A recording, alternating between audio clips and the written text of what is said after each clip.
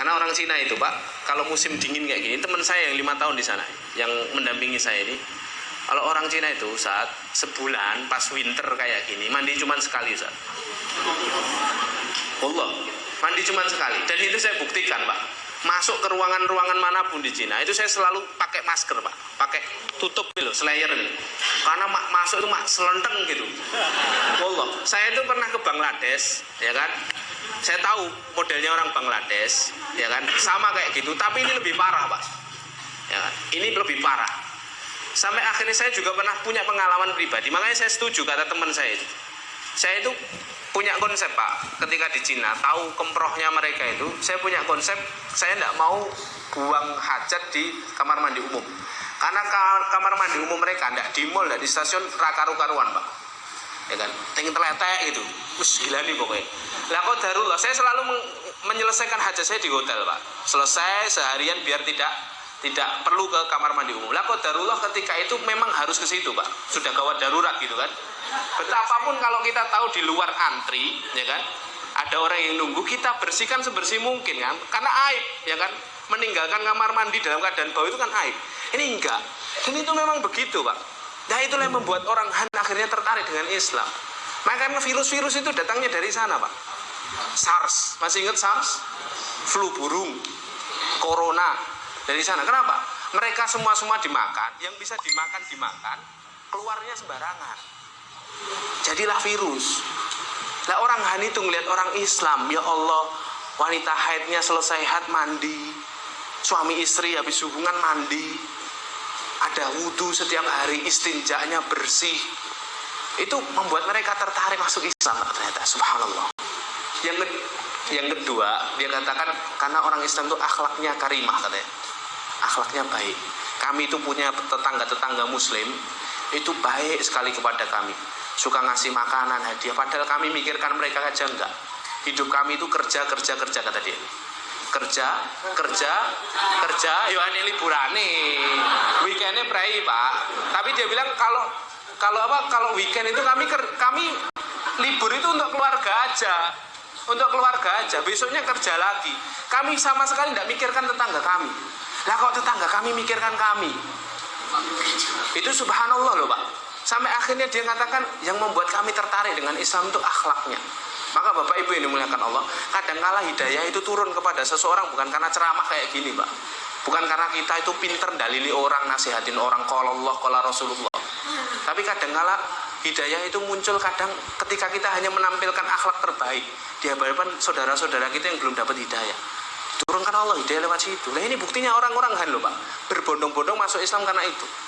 Terus yang ketiga dia bilang, Islam itu punya tujuan hidup katanya.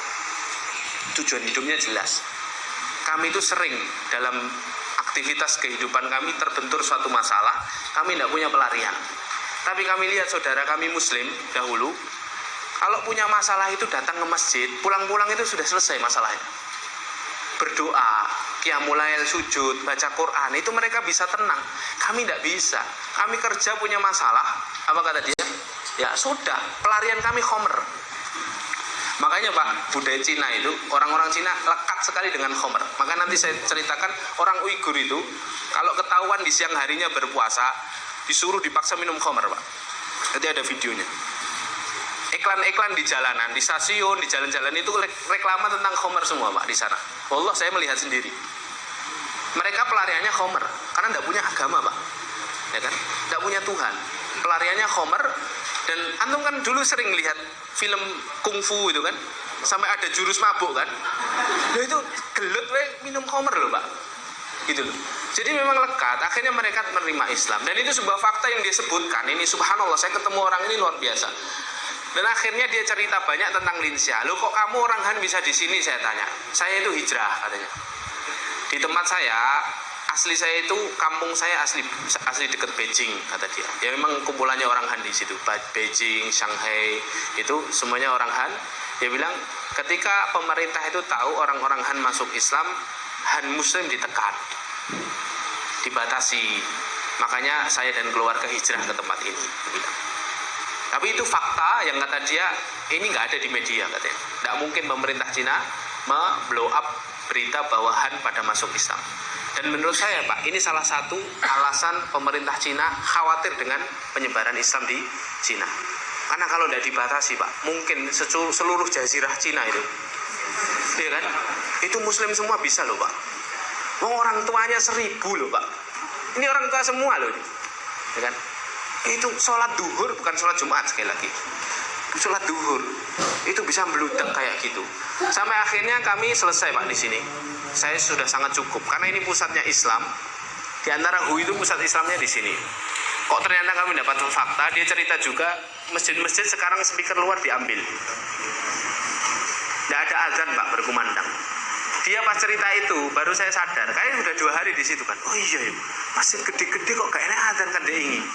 Subuh itu Pak, tidak dengar azan kami. Lawang kami itu hotelnya depan masjid pas, tapi tidak dengar azan. Kenapa? Speaker luar diambil. Bolehnya azan itu di speaker dalam. Perempuan boleh berhijab enggak?